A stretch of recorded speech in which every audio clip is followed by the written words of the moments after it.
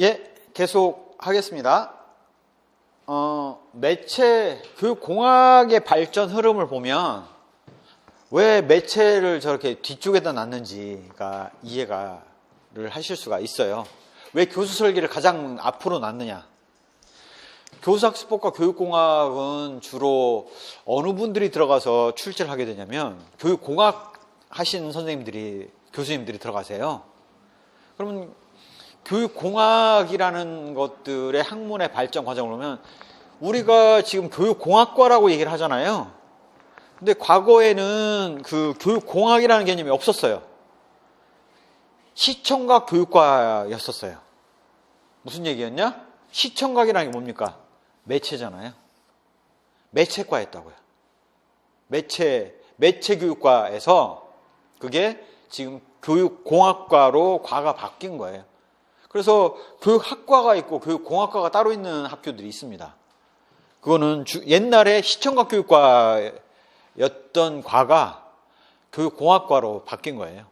보시면 1920년대에서 40년대 매체에 대해서 주로 관심을 가졌는데 했던 내용이 뭐냐면 교수 매체, 즉 PPT 자료를 쓰면 어떨까? 환등기를 쓰면 그 교육 효과가 어떤가? 교보제를 어떤 걸 쓰면 어떤가? 사진을 넣었을 때 사진 없이 글로만 돼 있는 책을 볼 때 어떤가와 같은 교수 매체에 대해서 연구를 했던 것이 매체 관련해서 주로 1920년대에 다뤄졌던 거예요.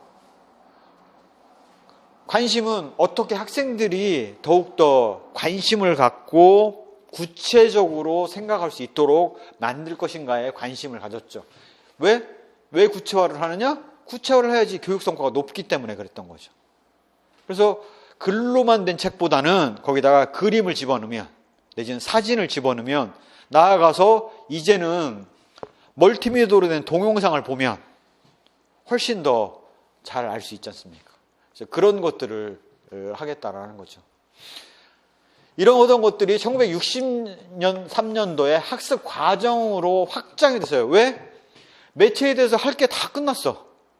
그럼 그 과는 문 닫아야 되나요? 그럴 수 없잖아요. 그래서 확장을 해 들어갔는데 뭘로 갔냐면 매체라는 게 이 앞에는 교사가 있고 매체라는 거에서 받아들이는 게 학생이 있더라는 거죠. 그래서 매체를 중심으로 전방, 후방으로 다 확장을 한 게 바로 학습 과정이에요. 이해되셨나요? 즉, 교사와 학생 간에 상호작용을 하는 중간에 끼는 게 매체, 미디어라는 게 원래 중간에 끼는 거지 않습니까? 그래서 이거를 양쪽을 확장해서 바로 교사와 학생의 상호작용, 바로 커뮤니케이션 과정, 의사소통 과정으로 확장을 해서 바라본 거죠. 결국 매체에서 양쪽으로, 양방향으로 확장을 한 게 학습 과정으로 확장된 것이다 라고 이해를 하실 수가 있습니다. 결국 여전히 어떤 내용을 조직을 할 것인가에 대한 메시지 디자인으로 관심을 가졌는데 그거는 매체로부터 확장되어 나온 과정이기 때문에 그래요. 이 중간에 낀 내용들의 내용으로 확장을 해 들어간 거죠. 이게 바로 학습 과정으로 해서 그래서 통신 과정으로 주로 확장이 돼서 나왔죠. 학생과 교사와 간의 통신 과정으로 확장되어 나왔다가 그것만으로는 뭔가 해결이 다 안 돼. 교육 효과를 보장할 수가 없어. 그래서 교육 효과를 더 넣는 쪽으로 해서 나간 게 교육공학으로 1970년에 최초로 나왔습니다. 그러면서 기존의 시청각 교육과가 교육공학과로 과명이 바뀌기 시작하는 거죠. 체계적인 문제 해결 과정, 무슨 문제? 학습의 문제, 교육의 문제 해결 과정으로 왔다가 교수공학으로 가면서 수업의 설계 쪽으로 들어간 거죠. 수업 설계에 필요한 각각의 분야가 있지 않습니까? 예를 들자면 AD 모형에서 분석 과정에서 필요한 건 뭘 거냐? 그러면 학생들이 요구사항 분석할 때는 설문지 만드는 방법 이런 것도 있을 거 아니에요. 설계 과정에서 필요한 것들은 학습 목표 도출하고 평가 목표 도출하는 방법이 있을 거 아니에요.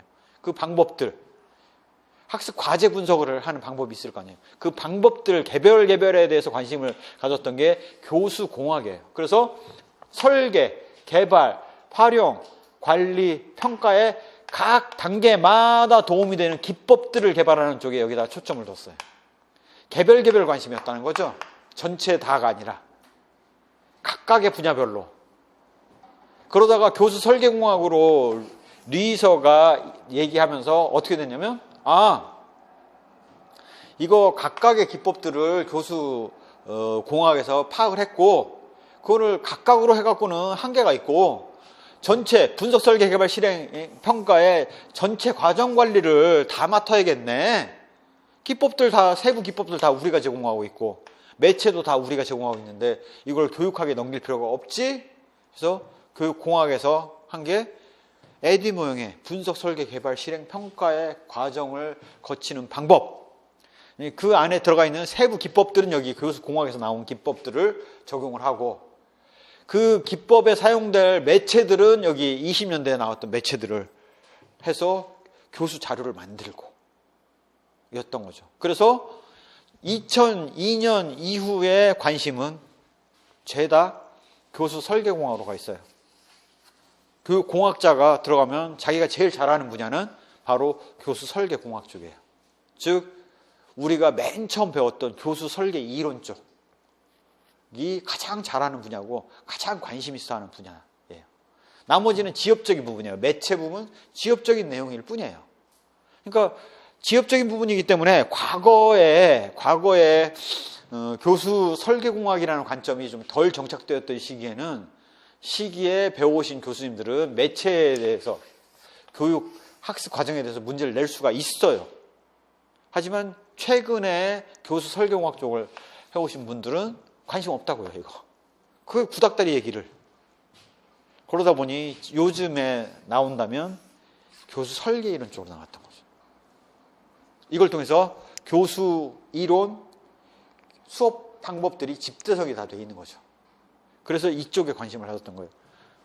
그러한 것들이 반영돼서 1970년대면 딱 요때지 않습니까? 그래서 인간 교수학습의 전 과정을 설계, 실행, 평가하는 체계적인 방법, 각각의 방법들이죠. 각각의 방법들에 관심을 가졌어요. 교육공학에서.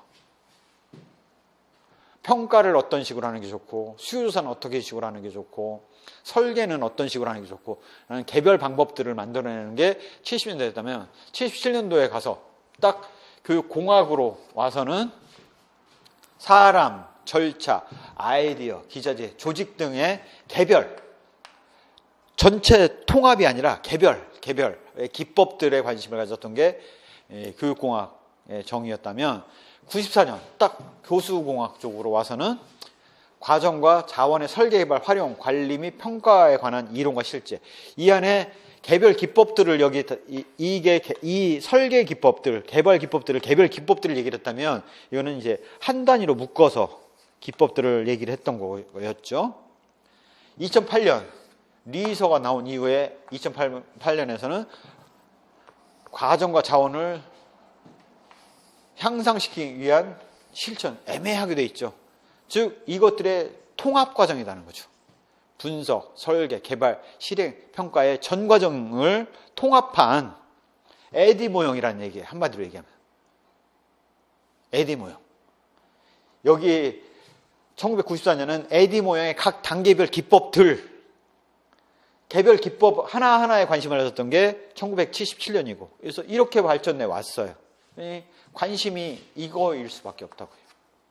최근 교수님 들어가면 무조건 교수 설계 이론 쪽을 낼 거고, 그 이전 교수님들이 들어가시면 교수 수업 방법하고 교수 이론 쪽을 내겠죠.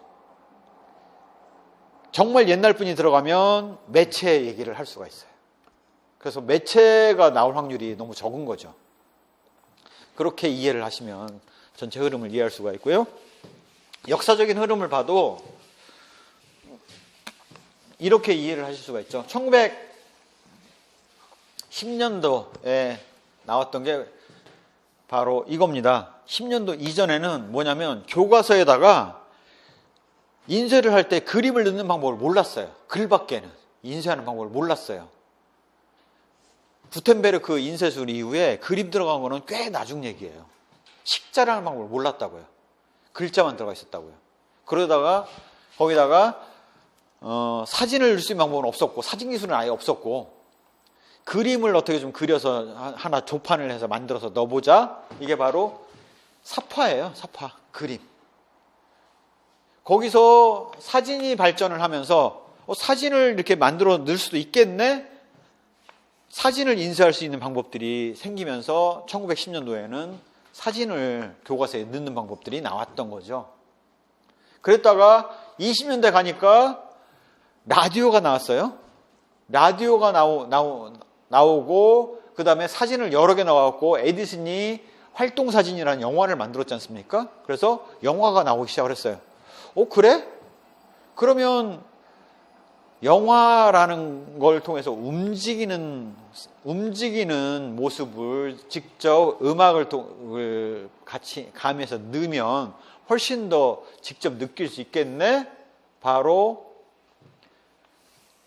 음성이 결합된 흑백 영화였던 거죠. 레벨이 발전을 했고요. 이게 1940년대에 들어가면서 영화, 환등기 시뮬레이터, 즉 영화에서만 머무르는 게 아니라 환등기를 통해서 손쉬운 값싼 사진을 활용하는 방법들이 나타났고, 시뮬레이터처럼 교보제들이 나타나기 시작을 한 거죠. 이때가 1940년대가 2차 대전이에요. 45년에 종전을 했지 않습니까? 그래서 이게 확 하고 발전됐던 이유는 뭐냐? 군인들 가르치는데 군인은 심리전에 대응하기 위해서 가르쳐야 될 거 아닙니까? 그때 이러한 것들을 활용하는 방법들이 급격하게 발전을 한 거예요. 만들 때 그 심리전 자료 누가 만들었겠어요? 다 교육학 하시는 분들이, 교육공학 하시는 분들이 만들었을 거 아니에요? 이때 발전을 한 거였죠. 이때 같이 발전한 게 교수 심리학이에요. 어떻게 가르쳐야지 학생들이 내지는 군인들이 심리전에서 이길 수 있다라는 확신을 갖고 전투에 임하게 만들 거냐라는 게 이 당시에 엄청난 그 행동과학으로 발전한 거죠. 1950년대에 나타난 거는 브라운 박사가 브라운관을 발명을 하면서 텔레비전이 등장하기 시작을 했어요. 기존에는 필름이 하나하나를 갖다가 매번 가서 틀어주는 수밖에 없어서 동시다발적으로 쏠 수 있는 방법이 없었는데, 텔레비전이 나왔으니 전파만 쏘면 텔레비전을 받아가지고 이 영화를 각 가정마다 배달할 수 있다는 거 아닙니까? 공동으로 방송국에서 쏘기만 하면 만들어진다는 거 아니에요? 그래서 텔레비전이라는 것들이 훨씬 더 효과적이고 효율적인 교육 방식으로 등장을 한 거죠. 이때 그래서 나온 게 세서미 스트리트입니다. 우리나라로 따지면 뽀뽀뽀에 해당되는 유아용 프로그램을 만들어서 텔레비전에서 방영을 해줬던 거예요. 그러면 애들이 세서미 스트리트를 보면서 공부를 했던 거죠. 5살, 4살짜리가. 그랬고 70년대에 와서는 이게 PC가 등장을 하다 보니까 기존에 단순히 일방향으로 받아들이던 거, 텔레비전이라는 게 그거지 않습니까? 방송국에서 쏘면 학생들이 일방적으로 받아들이고 반응을 할 수 있는 방법이 없었잖아요. 피드백을 할 수 있는 방법이 없었다고요. 그런데 1970년도에 애플 컴퓨터가 만들어져요. 스티브 잡스가 애플 컴퓨터를 만들면서 컴퓨터를 이용하면 상호작용이 가능하네? 내가 누르면 움직이고 하는 상호작용이 가능하네? 그래서 텔레비전이 갖고 있는 한계, 상호작용이 안 되는 것들을 극복할 수 있는 방법으로서 PC가 등장하는 거죠. 이거를 80년대에 IBM PC가 만들어지면서 굉장히 PC가 싸진 거죠. 되게 비쌌던 PC가 굉장히 싸진 거예요. 그래서 PC를 어떻게 교육에 활용할 것인가 쪽으로 연구가 이루어졌고, 90년대 들어오면 인터넷이 처음 등장을 합니다. 월드와이드 웹은 나중에 나왔고, 그 이전에 빗넷이라고 해서 텍스트 기반의, 우리 옛날 텍스트 기반의 통신하는 개념이 있지 않습니까? 그런 개념의 통신이 인터넷에 있었어요. 그러다가 나중에 2000년대 오면서 월드와이드 웹이 만들어지고, 그러니 이게 확 커지니까 요거를 교육 자료로 활용하는 방안들이 연구가 됐겠죠. 이제는 2000년대 이후에는 ICT입니다. 유비쿼터스 학습. 유비쿼터스라는 게 뭐냐면 보이지 않는, 내가 교육받고 있다는 사실들을 느끼지 못하는 사이에 교육을 받고 있는 거예요. 가장 대표적인 사례가 광고죠. 텔레비전을 보다 보면 광고를 통해서 우리가 주입을 받습니다. 코카콜라 사세요. 코카콜라 마셔보세요. 라는 주입을 받잖아요. 그런 것처럼 언제 어디에 가도 학습할 수 있는 게 있는 거죠. 가장 대표적인 예가 바로 휴대폰입니다. 우리가 휴대폰을 통해서 인강을 시청할 수가 있어요. 모바일로 된 인강을. 이런 것들이 바로 유비쿼터스 학습으로 가고 있는 거고요. 예를 들어서 이제 아프리카 TV 같은 거를 한번 생각해 보세요. 아프리카 TV에서 보면 PC 안에서 상호작용을 해가면서 VJ나 BJ들이 상호작용을 해가면서 방송을 진행하잖아요. 앞으로의 방향은 그렇게 그 강사가 상호작용을 해가면서 질문사항들 중간중간 받아가면서 학습을 할 수 있는 유비쿼터스 ICT로 가고 있는 게 기본 모습이라는 것들을 우리가 알 수 있죠. 그래서 보면 여기 과학적 실증 방법, 이 개별화 교수제 이쪽까지는 주로 교육학의 교수 이론 쪽에서 나온 거고 2차전 때부터 교육공학자들이 등장을 해서 활약을 하기 시작을 해서 그 이후로 쫙 발전한 것이다 라고 흐름을 이해를 하시면 될 것 같아요. 그러니 매체 관련된 시험을 낸다? 그러면 1910년대, 20년대 얘기를 하고 있는 거죠. 지금 30년, 40년 전 얘기를 하고 있는 거예요. 지금 20년인데 2020년인데 한 100년 전 얘기를 하고 있는 거라고요. 그러니 이건 너무 올드한 얘기니 매체 관련돼서 다룬다는 게 좀 말이 안 되는 거죠. 요즘 교수님들 입장에서는. 그래서 주로 매체에서 다루기보다는 교수 설계 이론 쪽으로 다뤄질 수밖에 없는 거죠. 그래서 에디 모형이 훨씬 더 중요했던 겁니다. 자, 이런 매체 관련돼서가 그렇게 중요도가 떨어지고, 그 다음에 우리가 매체 관련돼서는 상상하면 다 쓸 수 있는 말들이 있지 않습니까? TV, 일방향이다.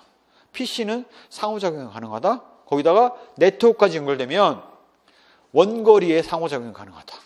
라는 장점들을 우리가 다 알 수 있는 거잖아요. 대신 누가 주체가 돼서 내용물을 제시하지 않는 거라서 잘못된 정보가 들어갈 수 있는 거죠. 인터넷이라는 게. 그래서 그런 흐름들을 이해하고 있는 상태에서 매체를 교육공학을 살펴보면 설계 분야, 개발, 활용, 관리 분야에 각각의 영역들이 있어요. 그래서 있다는 정도만 이해하시면 돼요. 왜? 이걸 물어보지 않을 거거든요. 객관식일 때는 이런 것들을 물어봤겠죠. 설계란 교수 방법을 결정하는 거고, 개발이란 교수 자료와 교수 계획을 하는 거고, 이런 것들을 물어봤겠죠. 객관식이란. 하지만 주관식, 논술에 와서는 올드한 얘기고 1970년대 얘기고 중요하지가 않은 거죠. 그래서 그냥 요거는 읽어보셔도 충분해요. 설계, 보면 우리가 이미 알고 있는 에디 모형에서 유추해서 생각해보면 분석 단계에서는 요구사항 조사할 거 아니에요. 설계 단계에서 필요한 것들은 조사된 요구사항들에다가 교수 방법이나 전략들을 집어넣어야 되지 않습니까? 매체도 어떤 걸 집어넣을지를 설계 단계에 집어넣어야 되잖아요. 딱 그 얘기예요. 개발 과정에서 가면 교수 수업 자료를 만들어야 되잖아요. 그 다음에 그걸 형성평가 실시하고 그것들을 학생들에게 뿌리는 방식들, 전달하는 방식들을 봐야 되지 않습니까? 딱 개발 단계에서 교수 자료 만들고 교수 계획을 만드는 거예요. 수업 자료 만들어서 형성평가 한 다음에 어떻게 뿌릴 건지 계획 제작하는 거예요. 인쇄공학, 시청공학, 통합공학이 들어가겠죠. 수업용 자료를 만들어야 되니 인쇄를 해야 될 거 아니겠습니까? 수업용 자료를 만들어야 되니 멀티미디어 준비해야 되니 시청각 공학이 들어갈 수 있겠죠. 그래서 이거 자체가 중요하진 않아요. 개발, 실행 단계에 필요한 게 활용이죠. 수업 과정을 직접 파일럿으로 수업을 진행을 하는 거예요. 실행, 제도화, 유지, 지원 체제 구축을 하는 게 실행 단계에서 우리가 했던 거지 않습니까? 학교에서 수업 유지 지원하기 위해서 어떠한 빔 프로젝터가 필요한지, PC가 필요한지 그거 파악했잖아요. 딱 그 내용이에요.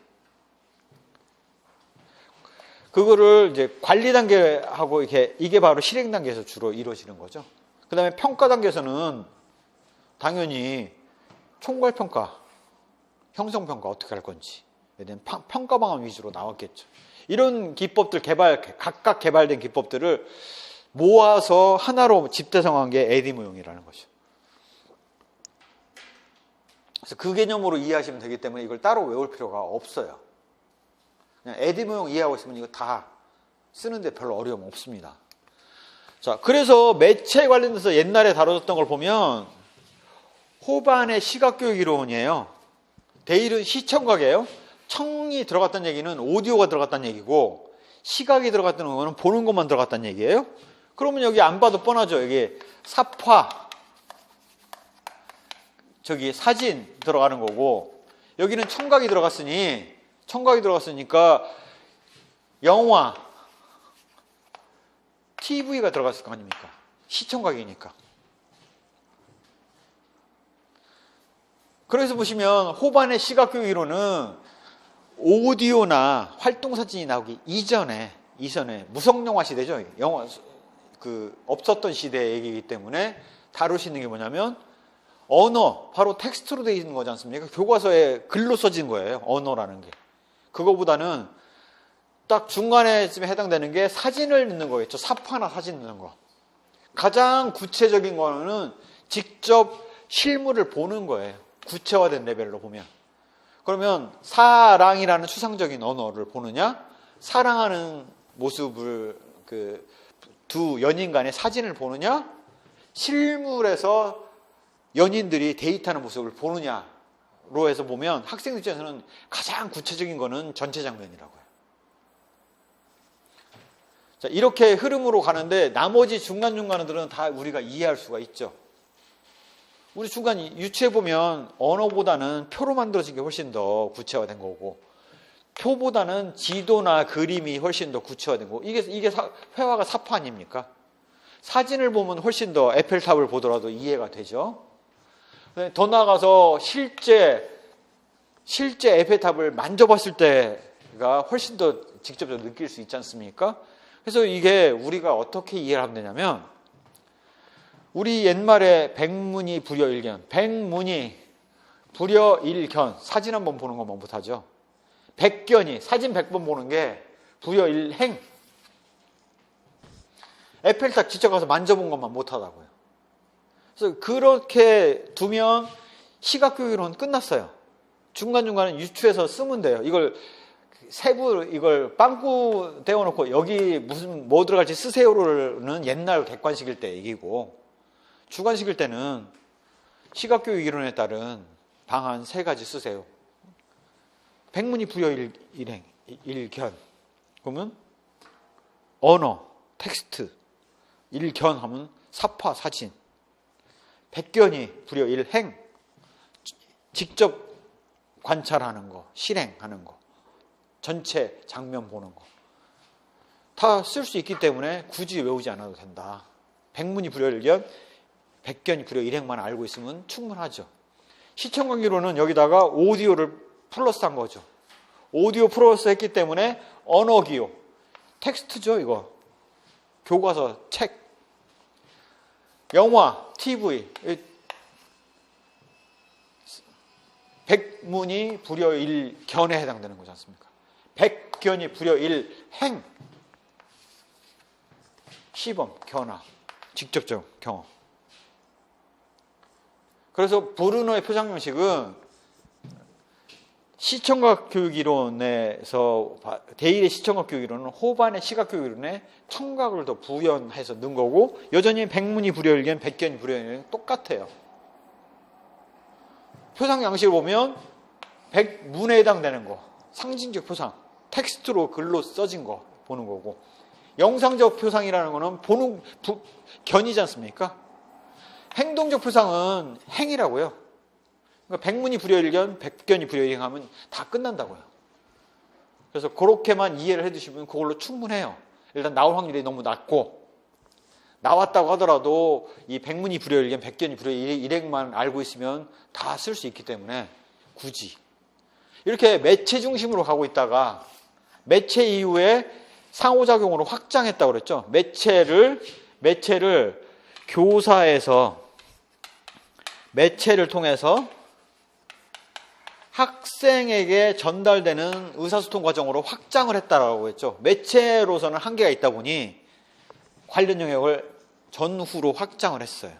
그래서 나온 게 상호작용 과정이에요. 통신 과정이라고요. 의사소통 과정, 통신 과정으로 설명을 한 거예요. 벌로의 SMCR에서 S는 샌더, 송신자. 안 봐도 뻔하게 선생님이겠죠. 선생님이 메시지를 만들어요. 교육 내용이에요. 네? 메시지, 교육 내용. 만들어서 통신 방법은 인간이기 때문에 오감을 쓰겠죠. 사람이 사람한테 전달을 해, 선생님도 사람이고 학생도 사람이지 않습니까? 전달할 수 있는 방법은 오감밖에 없다고요. 보고, 듣고, 냄새 맡고, 맛보고와 같은 오감이라는 한계가 있다고요. 인간이기 때문에. 수신자는 누구냐? 학생이에요. 즉, 선생님도 인간, 학생도 인간이니 인간이 갖고 있는 한계는 공이 가지고 있어요. 인간이 갖고 있는 한계는 뭐냐? 말할 수 있는 양의 한계가 있죠. 목소리 크기의 한계가 있어요. 그 다음에 선생님도 태도, 지식 수준, 사회체제, 문화양식의 영향을 받아요. 학생도 마찬가지로 태도, 지식 수준, 사회체계, 문화양식의 영향을 받아요. 왜? 인간이기 때문에. 그렇게 보면 이건 그렇게 될 수밖에 없지. 메시지라는 게 교육 내용이고 통신방법은 사람이 사람한테 통신하는 방법은 오감을 통해서 전달할 수밖에 없지 라는 것들을 알 수 있는 거죠. 바로 채널이라는 거는 인간 채널이라는 거죠. 그래서 SMCR은 샌더, 교사가, 메시지, 교육 내용, 채널, 오감을 통해서 리시버, 학생에게 일방향으로 보내는 거를 얘기하는 게 벌로의 SMCR 모형이죠. 근데 학교 현장에서 가서 보면 선생님이 주로 얘기를 하죠. 하지만 학생들한테 질문도 받고 하지 않습니까? 쌍방향이더라는 거죠. 근데 이거는 일방향으로만 반영이 돼 있잖아요. 그래서 통신과정 모형, 셰논과 슈람이 이거를 교사와 학생들 간에 이렇게 공유하는 경험이 바로 이게 통신이다 라는 걸로 쌍방향 통신으로 확장한 거죠.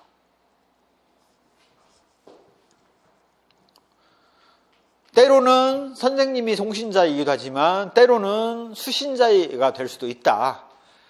학생이 주로 수신자지만 송신자가 될 때도 있다라는 것들을 인정하는 모형이 셰논과 슈람의 그 모형이에요. 그래서 그런 정도만 이해를 하시면 돼요. 경험의 장, 둘이 같이 경험하게 되잖아요.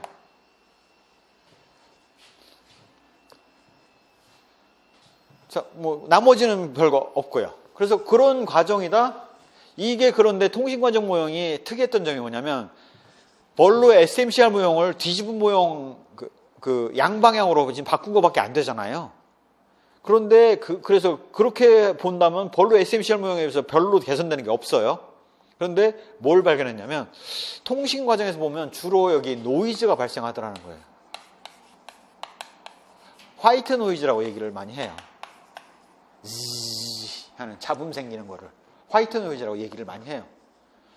그런데 셰논과 슈람이 이 화이트 노이즈를 보면서 뭐라고 그랬냐면 그 학습을 방해하는 방해 요소가 분명히 있다. 그거를 노이즈고 학교 입장에서는 이 노이즈를 제거하는 방안들을 강구를 해야 된다라는 얘기의 의미를 처음 얘기를 한 거죠. 그래서 다른 통신 모형보다는 SMCR 모형은 교사에서 매체를 통해서 학생에게 전달하는 과정을 설명을 잘하고 있기 때문에 벌로 SMCR 모형이 다뤄지는 거고 셰논과 슈람의 모형은 이 둘이 양방향으로 의사소통할 수 있다는 것을 제기하고 있기 때문에 다뤄지면서 벌로 SMCR 모형보다 개선된 점으로서는 화이트 노이즈, 바로 이 노이즈를 없애기 위한 거, 바로 잡음을 없애기 위한 수업 방해 요소를 제거할 수 있는 방안들을 강구를 해야 된다라는 얘기를 처음 얘기를 했기 때문에 그래서 다뤄지는 거예요. 말고도 다양한 요소가 있지만 잘 안 다뤄져요. 이렇게 이해를 하시면 매체 부분은 충분히 이해되셨고 외울 게 없어요. 논술로 쓰는데 필요한 건 다 지금 했다고요. 백문이 불여일견, 백견이 불여일행으로 매체는 다 끝났고, 통신과정도 교사로부터 매체에다가 내용물을 담아서 학생에게 전달하는 과정. 다만 이게 일방향이 아니라 쌍방향으로 이루어질 수가 있고, 이 매체 전달되는 것을 방해하는 학습 방해 요소인, 수업 방해 요소인 잡음을 제거하는 게 학교에서 관리 방안이다라는 것까지도 의미를 전달하면 이거에 대해서는 다 해결이 됐다고요. 논술로 작성하는데 어려움이 없어요. 그러면 그걸로 충분하다는 거죠. 자, 그 다음에 이제 부가적으로 나머지 모형들이 잘 안 다뤄지는 모형 중에 하나인데, 과거에 이제 객관식 시험이었을 때 다뤄진 모형들이 있으니 그걸 좀 부가적으로 다뤄줘야 돼요. 중요한 건 다 끝났고, 엘리의 시청각 교육 통신 모형은 통신이론과 교육과정을 통합해서 얘기를 한 것일 뿐이에요.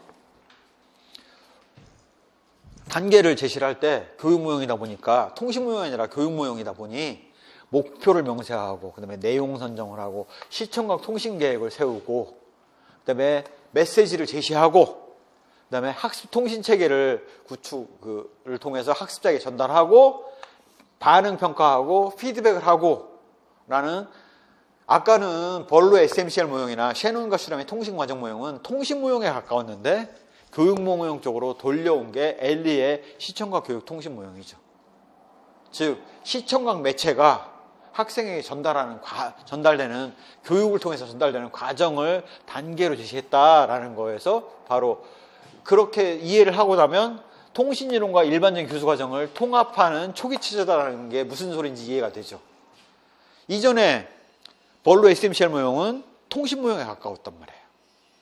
셰논과 슈람의 통신 과정 모형도 통신 모형에 가까웠는데 거기다가 교육 모형으로 탈바꿈을 시킨 게 엘리의 시청각 교육 통신 모형이죠. 또한 핀의 검은 상자 모형은 각 단계마다 블랙박스로 두고, 블랙박스로 내용물이 뭔지 모르겠지만 그 블랙박스들 간의 상호작용에 더 초점을 뒀다는 거죠. 어느 박스에서 이런 상호작용은 이루어지고 안 이루어지고 라는, 그게 바로 검은 상자 모형이에요. 그 검은 상자로 놨던 게 바로 데이터를 제시하는 거. 교사가 데이터 제시하는 방식이 뭐겠습니까? 강의, 필립, TV 테이프 같은 것들을, TV나 테이프 같은 거 들려주고 하는 거겠죠. 개인별, 소집단별 자동학습. 학생들이 집단별로 그걸 경험을 하잖아요. 그런 거니까 자습기구, 티칭머신, 슬라이드 같은 것들이 있겠죠. 그래서 그냥 이런 것들은 외우실 필요는 없어요. 근데 상호작용이면 교사와 이런 매체들 간의 상호작용들이 있고, 매체와 또 학생 간의 상호작용이 있을 거 아니에요. 그런 각각 다양한 상호작용 안에는 시각기재, 청각학습기구, 교부제하고 학생들하고 상호작용하는 내용들이 다뤄질 거 아니겠습니까? 그다음에 교사와 학생 간의 상호작용도 분명히 있고요. 자, 이렇게 보시면 되죠. 학생, 교사, 여기 매체라고 두면 각각의 상호작용들이 다 있을 거 아닙니까? 이 각각의 상호작용을 보는 게 이 상호작용이고요. 창조적 학습의 상호작용 과정을 보면 그런 것들의 유형으로서는 그런 것들이 복합적인 상호작용이 이루어지는 형태로 얘기를 하는 게 그림 그리기, 작곡, 작문, 문제결 같은 것들을 들고 있다라는 정도죠. 그렇다라는 거 외에는 사실 별 의미가 없죠. 그래서 덜 중요한 겁니다. 아까보다는. 시각자료의 사실성의 부분은 이게 논술에서 나올 일은 아닌데 객관식에서 다뤄졌기 때문에 도아이어의 시각자료의 사실성은 개념 정도만 들어두시면 돼요. 뭐냐면 우리가 이거를 이해하실 거예요. 원리에서 나온 로봇 모양을 봤을 때 귀엽습니다. 그게 스타워즈에 나온 3PO 정도까지 나왔을 때는 우리가 나름 받아들일만 해요. 그런데 이게 일본의 안드로이드로 만들어진 인간처럼 생긴 그 실물의 인형들을 보면 징그러워요. 징그럽다고 느끼거든요. 사람하고 굉장히 유사한데 그 유사한 것만큼 징그럽게 느껴져요. 그 얘기입니다. 시각 자료의 사실성이 너무 낮거나 너무 높으면 학습량이 낮아진다는 거죠. 거부감이 생기니까. 그러니까 원리보다는 3PO가 더 인간에 친숙하기 때문에 인간에 가까운 느낌을 받아서 더욱더 친밀한 느낌이 드는데 너무 과도해서 인간하고 똑같이 생겨버리면 오히려 징그럽게 느껴지면서 학습량과의 역유자 곡선 이렇게 나온다는 거죠. 사실성이 낮은 거, 높은 거, 적절한 수준. 뭐 이런 게 드와이어의 시각자료의 사실성 얘기예요. 즉 에펠탑을 제시할 때 사실성 있는 자료의 사진을 제시하는 것보다는 에펠탑을 사파로 그려놓은 것들을 보여주는 게 학생들이 이해하는 데는 훨씬 더 높다는 사실도 우리가 알 수 있는 거죠. 그래서 그런 정도의 개념만 이해를 해두시면 될 것 같습니다. 자, 이거는 이제 매체 관련해서는 이제 핵심 개념들은 다 간단하게 이해를 다 했고요. 이해만 하셨으면 그걸로 충분해요. 외우실 일은 아닌 것 같아요. 왜? 1910년대, 1920년대 얘기인데 그거를 100년이 지난 지금에 와서 얘기하고 있다는 게 좀 말이 안 되는 거죠. 교수 매체의 속성들은 우리가 알고 있어야 됩니다. 매체가 갖고 있는 속성들이 있죠. 상징적 속성으로 보면 문자, 음성, 기호, 언어가 교과서 안에 담겨져 있지 않습니까? 내용으로 보면 그 안에는 예를 들어서 남부지방 내지는 뭐 역사적 조선시대 역사적 사실, 음악의 체계와 같은 내용들, 메시지가 담겨져 있죠. 기술적으로는 장치 시스템이 있습니다. 무슨 얘기냐? 교과서는 텍스트를 담고 있죠. 하지만 인터넷에서 찾은 동영상은 멀티미디어 형태로 화상을 담고 있지 않습니까? 그러한 장치나 시스템들이 담고 있는 내용들이 있고 상황적으로인 매체의 속성이 있죠. 사회적 환경, 학교 환경이라는 거에서 접하는 이런 것들이 매체가 갖고 있는 속성이죠. 각각의 이런 속성들을 구분해 보면 매체 유형이 각각 다 구분이 된다는 사실들을 우리가 알 수 있습니다. 텔레비전 상징적으로는 음성과 그 다음에 문자, 기호, 언어 다 쓰죠. 텔레비전은. 내용적으로는 음성을 통해서 내용들, 예능에 해당되는 내용들을 전달하죠. 기술적으로는 텔레비전과 방송 장비가 필요하죠. 방송 시스템이. 상황적으로는 시청해야 되는 상황이 필수적이죠. 그래서 그렇게 구분해 보면 텔레비전과 교과서가 다른 점들을 우리가 구분할 수 있지 않습니까? 그래서 이렇게 네 가지 차원에서 구분을 해보면 매체 간의 차이를 구분할 수 있다라는 정도만 이해를 해두시고 우리가 정말 알아야 되는 거는 매체는 도대체 어떤 특성이 있느냐? 고정적이라는 거예요. 고정성. 무슨 얘기냐? 장기간 보존이 가능해요. 우리가 1900년대에 나온 교과서 내용을 볼 수가 있어요. 그때 선생님이 강의한 내용은 영화로 찍어둔 거 아니고서는 알 수가 없거든요. 하지만 교과서는 볼 수가 있단 말이에요. 그래서 고정성. 시간을 초월해서 내용 전달이 돼요. 1900년대 초판 교과서. 되게 비싸게 팔리죠. 조작성. 어떻게 자료가 변형되는지에 따라서 매체가 달라집니다. 그 다음에 확충성으로 본다면 그 매체가 갖고 있는 거는 공간적인 확대. 언제 어디서든 재생이 가능해요. 즉 교과서가 없다면 선생님 말을 듣고 학교 현장에서만 배울 수 있어요. 하지만 교과서가 있으면 현장에서 받고 교과서 들고 집에 들어가서 다시 복습할 수가 있죠. 그래서 확충성, 공간적으로 학교가 아닌 현장에서도 교육이 이루어질 수 있는 거 아니겠습니까? 그래서 공간적인 확대가 이루어지고요. 시간적인 재생도 달라지죠. 예를 들어서 이렇게 인강의 내용이다, 동영상이다 그러면 그게 유튜브 같은 데 올라가 있으면 언제 어디서든지 시간에 구애받지 않고 내가 인터넷만 연결할 수 있으면 유튜브를 통해서 볼 수 있는 거 아니겠습니까? 바로 확충성이 늘어난다는 사실이죠. 그래서 교수 매체의 기능으로 본다면 기본적으로는 매개적 보조 기능이에요. 교사와 학생 간의 매개체 역할을 하죠. 정보를 전달해요. 메시지 전달을 통해서 정보를 전달하고 있지 않습니까? 그다음에 그러한 학습 과정을 통해서 매체 자체가 학습 경험을 구성하는 것들이 많죠. 컴퓨터, 그 다음에 피아노, 아니면 피리, 이런 것들은 바로 그 매체 자체가 학습 경험이 되죠. 축구공, 이런 것들이 매체 자체가 학습 경험을 구성하지 않습니까? 그 다음에 학습자의 지적 기능을 개발할 수 있는 교수 기능도 같이 겸하고 있는 경우가 있다라는 정도로만 이해를 해두시면 될 것 같아요. 그래서 요거는 이해만 해두시면 돼요. 이걸 뭐 고정성이 어떠냐, 조작성이 어떠냐, 확충성이 어떠냐 이런 내용을 물을 바에는 차라리 AD 모형을 묻겠죠. 관심이 지금 교수 설계, 공학 쪽에 관심이지 매체는 지금 관심이 아니라고요. 다만 여러 선생님들이 한번 생각해 봐야 되는 거는 PPT 자료를 요 근래 대부분 쓰잖아요. 학교에서 PT 자료 많이 써요. 선생님들 대부분 수업 관련돼서 PT 자료를 만들어서 그거 수업에 많이 활용합니다. 했을 때 속성, 기능적 특성 이걸 한번 매칭을 해보시라는 거죠. 한 번 정도는 해보실 필요가 있습니다. 그런 정도로만 이해를 해두시면 될 것 같고요. 교수 매체의 효과성 연구인데요. 이거는 나오진 않지만 알아는 두셔야 돼요. 교수님들의 관점을 이해하기 위해서. 왜 매체가 안 나오리라고 자꾸 별로 안 나올 거라고 자꾸 예상을 하느냐. 매체에 관련된 연구들 나왔던 내용들을 한 1940년대, 50년대, 70년대까지 얘기해요. 내용들을 보면 주로 나왔던 게 뭐냐면 매체 간의 비교를 한 거예요. 무슨 얘기냐? 빔 프로젝터를 썼을 때와 환등기를 썼을 때는 수업 간에 어떤 차이가 있냐. 이런 거 보는 게 바로 비교 효과 연구죠.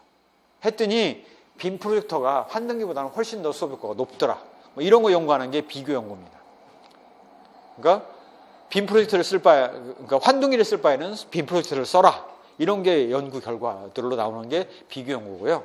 속성 연구는 빔 프로젝터를 쓴다는 게 어떤 속성이 있다. 그래서 그거에 교육 효과가 있다 없다라는 것들을 따져보는 연구가 속성 연구라고 보실 수가 있죠. 그래서 매체 간 비교를 하는 게 상대 효과를 보는 비교 연구고 빔 프로젝터라는 그 매체가 갖고 있는 속성을 자체를 살펴보는 연구가 바로 절대 효과를 보는 속성 연구다. 이 정도만 알아두시면 될 것 같아요. 즉 매체를 전공한 교수님들은 이 두 가지 관점으로 보기 때문에 이게 교육 현장의 적용 가능성에 대해서는 할 수 있는 얘기가 별로 없는 거죠. 오히려 이걸 할 바에는 이미 말씀드렸던 것처럼 백문이 불여 일견, 백견이 불여 일행을 이해하는 게 훨씬 더 적용 가능성이 높죠. 그래서 그냥 안 나올 것 같다. 하인리 어시어 모형이 어느 과목에서는 학습 모형으로 얘기되기도 하는데요. 이거는 에디 모형의 분석 설계 단계에 보면 매체를 투입을 해야 되지 않습니까? 그러면 설계 단계에서 어떤 매체를 채택해서 쓸 건지를 선정을 해야 되잖아요. 그 매체를 선정하기 위한 모형, 서브 모형이라고 보시면 돼요.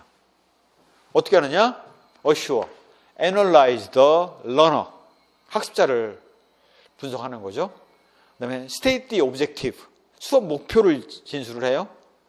설계 단계에 이미 수업 목표 나왔고 그 나온 목표에 따라서 매체 선정하기 위한 것들이 돼 있는 거죠. 전략 매체를 선정하는 게 셀렉터 미디어예요. 우리는 빔 프로젝터에 PPT 자료 선정하는 거죠. 교수 매체 활용하는 거는 수업 시간에 파일럿으로 활용을 하는 거죠. 그 다음에 그 매체를 썼을 때는 학습자의 참여를 유도를 해야 됩니다. 실행하는 단계에서 필요한 거죠. 그 다음에 평가 단계에서는 매체를 썼더니 성과가 좋아졌나, 매체 투입에 의미가 있었나 이런 것들을 판단해 봐야 될 거 아니겠습니까? 학생들한테 매체 이런 거 도입했더니 어떻더냐라고 물어보고 설문조사하고 해야 될 거 아니겠습니까? 그래서 어시어 모형은 그러한 매체 중심의 것인데 잘 보시면 이것도 시스템 분석과 설계라는 공통 과정을 적용하고 있어요. 그래서 하인리 어시어 모형이 도대체 뭔지 이해가 안 된다? 나는 에디 모형밖에 모르는데? 그러면 에디 모형에 맞춰서 쓰시면 됩니다. 분석, 설계 단계가 여기까지죠. 분석, 설계, 개발, 학습 자료를 만들어야 되니까요. 실행, 평가, AD 모형에 A, D, D, I, E 하고 똑같아요. 단지 실행 단계를 매체 활용과 학습자 참여도로 좀 나눠본 것일 뿐이에요. 그거 외에는 차이가 없어요. 즉 하인리 어시 모형 모른다? 난 AD 모형밖에 모르는데 AD 모형 가지고 매체 중심으로 쓰면 돼요. 학습자 분석은 학생들이 매체를 잘 받아들이고 어느 매체를 선호하는지 선호도를 조사한다. 목표 진술은 학습 목표를 진술하고 그 학습 목표가 매체에 맞는지 확인해 본다. 전략자료 매체 선정, 최적의 매체를 선정한다. 학습 목표를 달성할 수 있는. 교수 매체 활용이라는 것들은 매체 자료, 교수 자료를 만들고 매체의 적용 가능성을 검토한다. 학습자 참여도는 수업 실행 과정에서 매체를 직접 활용해 보도록 해서 학업 성취를 높일 수 있도록 한다. 평가 및 수정 단계는 매체 도입에 따른 성과가 매체에 도입하지 않은 것에 비해서 투입할 가치가 있었는지 총괄 평가를 시작하고 투입에 따른 효율성 평가를 한다. 딱 AD예요. 어슈어의 이 용어만 알고 있으면 AD 모형 가지고 그대로 매체 중심으로 쓰면 똑같이 쓸 수 있다고요. 말씀드리는 거의 취지는 뭐냐? 이렇게 좀 기업적인 모델이라면 굳이 메인 모델을 알고 있으면 논술로 적용하는데 별로 지장이 없다. 다만 당황하면 어시오 모형 나 모르는데 당황하면 안 된다 이거죠. 내가 알고 있는 지식 안에서 분명히 적용할 것들이 분명히 있다. 내가 이미 알고 있는 지식으로 적용할 수 있는 것들이 분명히 있으니 그런 것들을 활용을 하자라는 게 이 모형에서 설명드리는 취지의 핵심입니다. 그래서 외울 필요는 없다. AD 모형만 잘 알고 있어도 매체 중심으로 쓰면 충분히 다 논술 쓰는 데는 어려움이 없을 만큼 쓸 수 있다라는 자신감을 가지시라는 의미에서 보여드리는 겁니다. 자, 컴퓨터의 교육적 활용이에요. 컴퓨터 보조 수업인데요. 컴퓨터 수업과 인터넷 수업을 헷갈려 하시는데 무슨 차이냐? 온라인이냐? 오프라인이냐? 차이예요.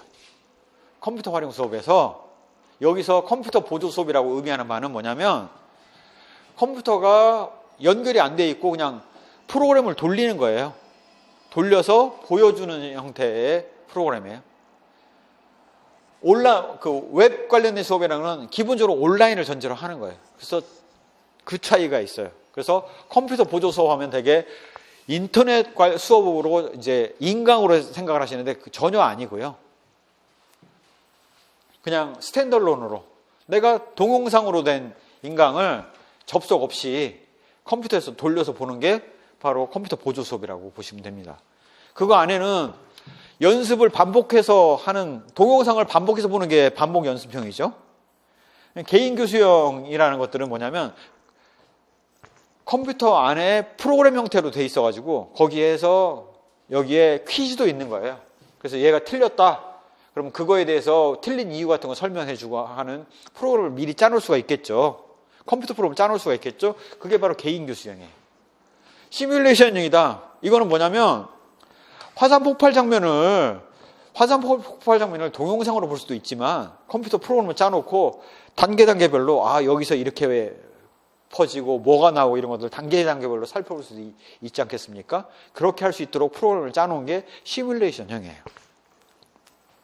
게임형은 마치 내가 스토리텔링 방식으로 그 게임의 주인공이 돼서 문제를 해결해 나가는 과정에서 하듯이 프로그램상에서 게임을 하듯이 하는 거예요.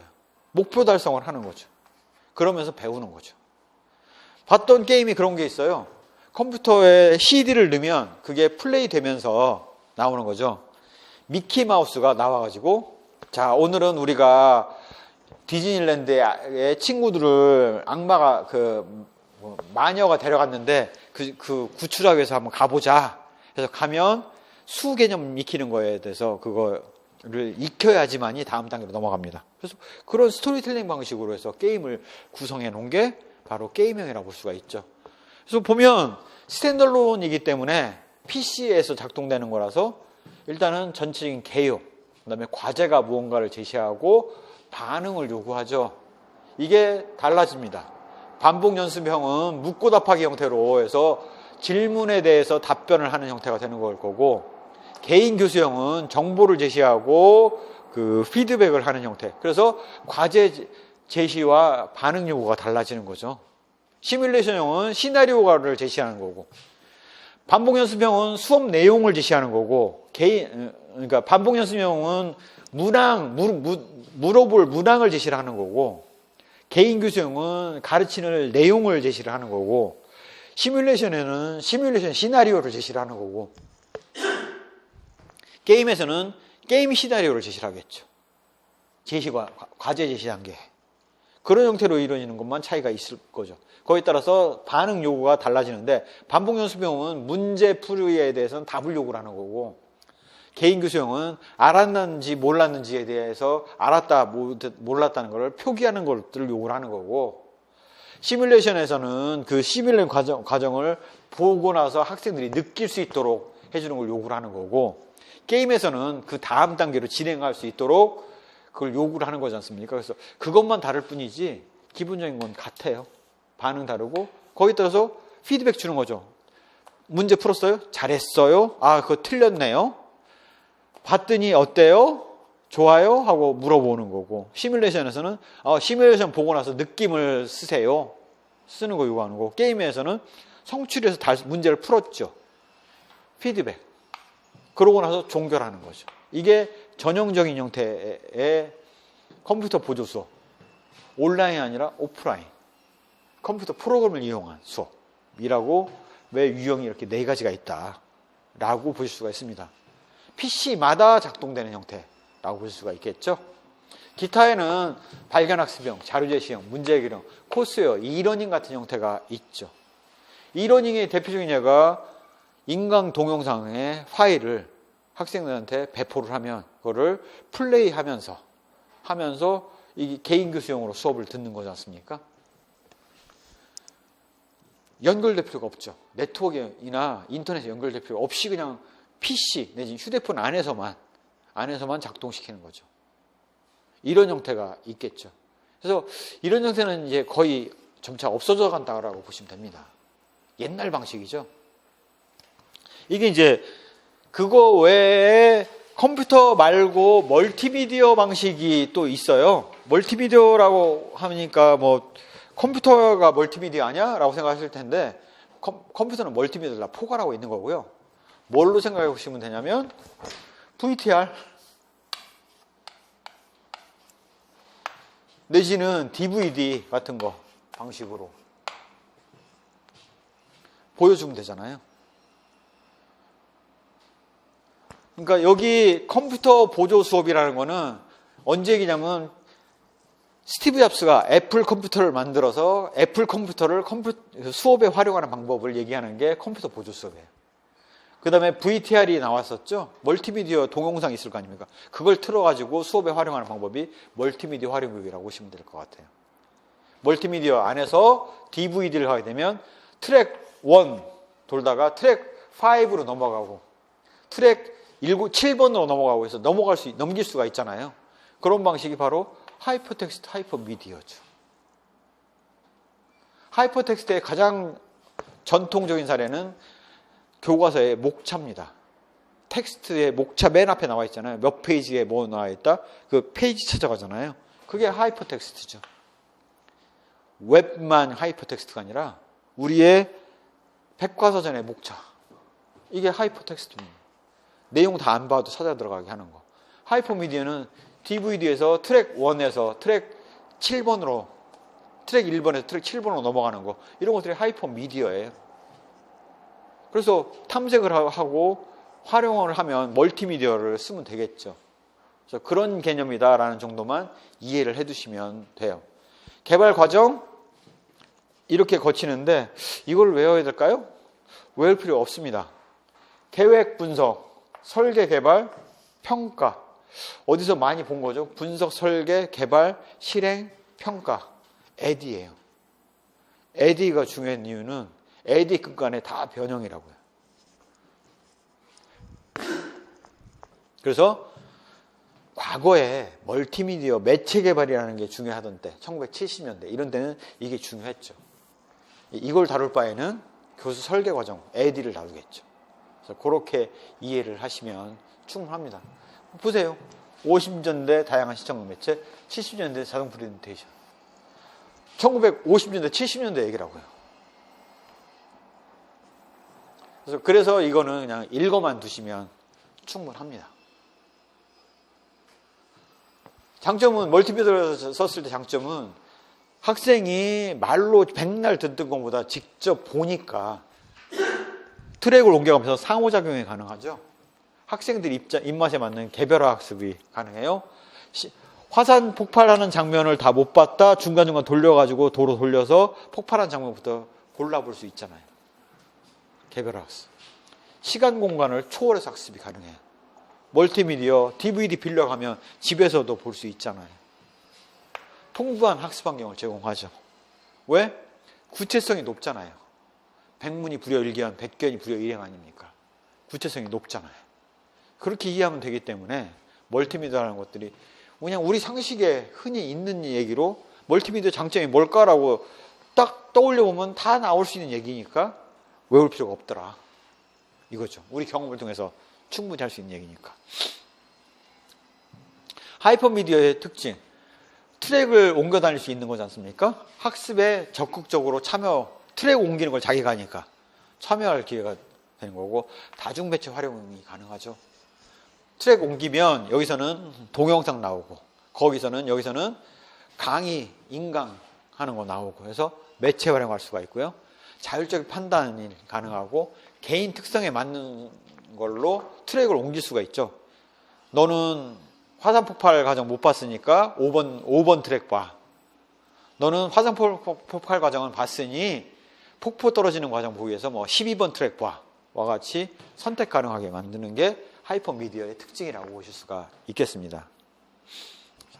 이렇게 컴퓨터를 독자로 PC를 이용하는 방법, 그 다음에 DVD나 이런 멀티미디어를 활용하는 방법이 있다라면 이것들을 인터넷으로 가게 되면 그 모든 게 다 들어가죠. 오프라인에서 이제 온라인으로 들어갔습니다. 인터넷은 멀티미디어, 텍스트, 내가 몰랐던 정보, 사전, 거의 모든 것이 다 들어가 있다고 보실 수가 있습니다. 그래서 인터넷을 활용한다 하면 PC 플러스 온라인으로 수업이 이루어진다는 사실들을 우리가 유추해 볼 수가 있겠죠. 다양한 수업 방식에 인터넷을 결합하는 방법을 얘기를 하는 겁니다. 그러니까 정보의 보고이자 대화 해석 도구의 가장 바람직한, 가장 탁월한 대화 협력 도구가 PC니까, 인터넷이니까 그 인터넷을 활용하면 많은 정보를 활용할 수 있고 학생 스스로가 이것들을 골라가면서 볼 수 있기 때문에 자기주도 학습이 가능하고 창의성과 종합적인 사고가 가능하고 내가 몰랐던 정보를 다 검색할 수 있고의 장점이 있죠. 또한 정보의 보고이자 대화 해석의 도구니까 협동학습이 갖고 있는 한계점들을 극복하는 데도 훨씬 도움이 되겠죠. 그 다음에 단톡방 이런 걸 통해서 전문가를 단톡방에 초대해서 단톡방에서 토의를 할 수 있으면 전문가 도움을 쉽게 얻을 수가 있겠죠. 다만 이러한 인터넷을 활용한 수업이 갖고 있는 가장 큰 문제점은 많은 시간이 들어간다는 거예요. 교과서로 딱딱딱 놓고 짚어가면서 전달을 하면 짧은 시간에 전달할 거를 학생들이 일일이 봐야 되니까 그런 시간이 많이 들어간다. 그다음에 인터넷에는 검증된 진리만, 지식만 있는 게 아니라 검증되지 못한 지식이 있을 수가 있기 때문에 잘못된 정보가 들어가 있을 수가 있지 않습니까? 왜곡된 정보, 가짜뉴스 엄청나게 많잖아요. 또한 학습자가 학습에 필요한 자료만 검색해야 되는데 딴 데로 새, 계속. 딴 데로 새면 그 통제가 어렵죠. 학습 안 하고 게임하고 있어. 플래시 게임하고 있어. 그러면 선생님은 모를 수가 있다고요. 그래서 이런 것들이 통제가 어렵다는 것들이 갖고 있는 문제점이 있죠. 자, 이렇게 인터넷을 활용해서 수업을 하는 경우에는 탐구 수업, 발견학습 탐구 수업, 바로 객관주의 교수 이론에서 발견학습 탐구 수업은 학문주신 교육과정에서 과학의 원리를 배우기 위한 수업이지 않습니까? 과학의 원리를 배우는데 교사는 탐구 주제를 제공하는 거죠. F는 MA. 학습 환경 조성하고 학생들이 F는 MA에 대한 것들을 이해할 수 있도록 하는 발견학습 탐구 수업을 할 때 인터넷과 컴퓨터를 활용할 수가 있겠죠. 학생들이 토의하는 거, 강의법, 문답법, 토의법에서 토의법의 수업을 진행할 때 그룹 게시판을 놓고 토의를 할 수가 있지 않습니까? 그러면 떠들지 않고 계속 단톡방에서 토의를 하고 선생님은 단톡방의 내용들을 지켜보면서 중간중간에 조정을 하면 조용한 수업을 하면서도 많은 내용, 아무도 누락 없이 전원이 다 참여해서 할 수가 있지 않습니까? 그래서 토의 학습에 사용할 수가 있겠죠. 문제기 학습, 프로젝트 학습, 문제중심 학습은 요까지가 객관주의 교수 이론이고 여기서부터가 구성주의, 협동학습에서 문제중심 학습 할 수 있고 협동학습. 협동학습의 가장 대표적인 사례가 문제중심 학습이죠. 인터넷 상호작용하고 공동과제 해결하고 문제중심 학습에서는 탐색하면서 결과 발표하고 평가하고 필요하다면 인터넷에서 찾아놓은 동영상 틀면서 보여주고 문제중심 학습 할 때 분명히 쓸 수 있겠죠. 이런 거. 즉 인터넷이라는 거는 그게 의미하는 바는 객관주의 교수법이 됐든 협동학습이 됐든 뭘 해도 도움이 된다는 거죠. 다만 문제점들이 있는데 이거에 대해서는 선생님이 통제를 잘해야 된다라는 것들을 우리가 알 수 있는 거죠. 그래서 그런 정도로 이해를 해두시면 매체를 잘 알 수 있고요. 이 온라인 프로젝트는 바로 인터넷이 도입되기 이전에는 온라인으로도 그런 수업을 진행을 했거든요. 무슨 얘기냐? 인터넷을 온라인의 가장 대표적인 예가 인터넷이다라고 보실 수가 있어요. 가장 대표적인 사례가.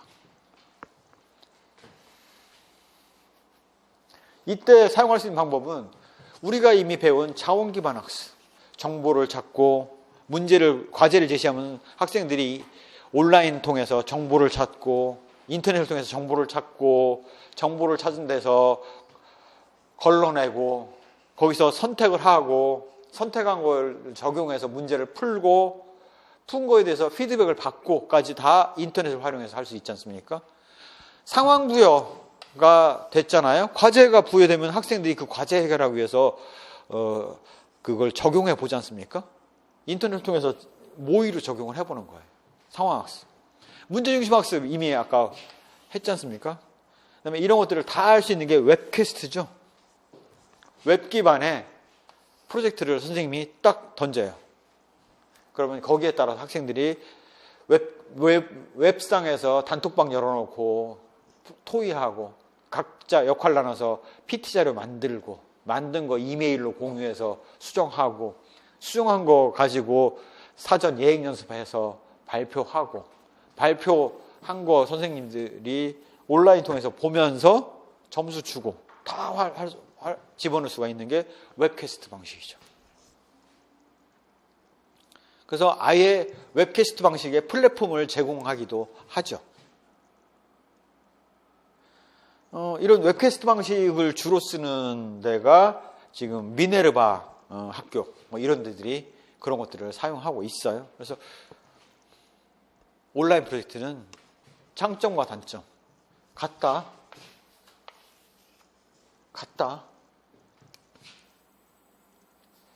온라인 프로젝트는 과거에는 온라인 프로젝트가 따로 있었는데 이제는 다 인터넷이다 라고 이해를 하시면 돼요. 이제는 나머지 방식은 없어졌어요. 왜? 인터넷이 훨씬 더 정보가 많아. 그래서 다른 프로젝트를 써야 될 이유가 없는 거예요. 뭐 그렇게 이해를 하시면 될 것 같습니다. 자, 이렇게 해서 우리가 매체까지 해서 전체 흐름을 살펴봤어요.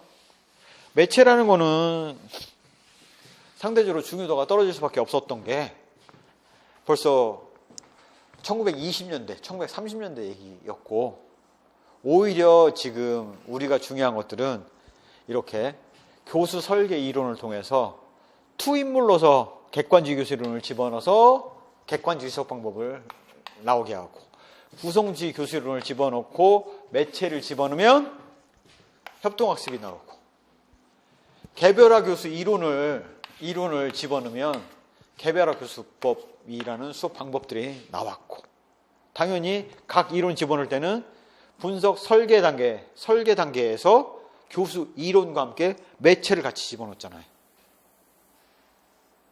그런 거죠. 매체라는 게 이 AD 모형의 한 사이드 분석 설계 단계에 들어가는 한 요소에 불과하구나 라는 것들 이해하고 나서 보면 그렇구나. 결국 결과물은 수업 방법이네. 다만 생각해 볼 거는 교수 이론들이 들어가서 수업 방법이 나왔고, 교수 이론들은 조직 전략, 전달 전략, 관리 전략으로 나눠서 볼 수 있었지 않습니까? 캐롤 학교학습 모형, 블룸의 완전학습은 관리 전략, 오스벨 유의미 학습법부터 가네의 목표별 교수 이론까지는 전달 전략, 켈러의 악스 이론부터 라이고르스의 정교화 교수 이론까지는 조직 전략. 생각해 봐야 될 건 뭐냐? 내가 수업 실현하고 있는 수업은 조직 전략은 도대체 어떤 전략을 쓰고 있는지, 전달 전략은 어떤 전략을 쓰고 있는지, 관리 전략은 어떤 전략을 쓰고 있는지. 만약에 내가 하는 수업이 모둠활동 형태의 협동학습이다. 그렇다면 어떤 교수 이론을 근간으로 하고 있는지 라는 것들을 한번 검증을 해봐라 라는 얘기를 하니까 이제는 이해가 되시죠? 그게 무슨 소리인지. 맨 처음 얘기했을 때는 도대체 뭘 어떻게 검증하라는 얘기지?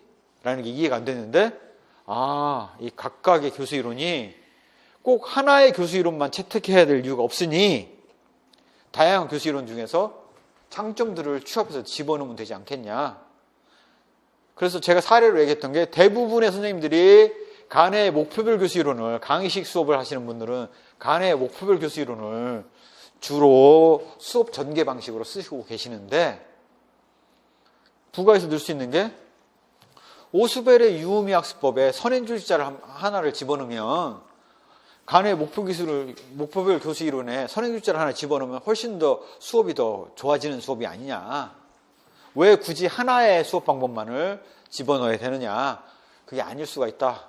그래서 각각의 장점들을 집어넣을 수 있는 방안을 한번 생각을 해봐라 라는 얘기를 제가 말씀을 드렸던 거였죠.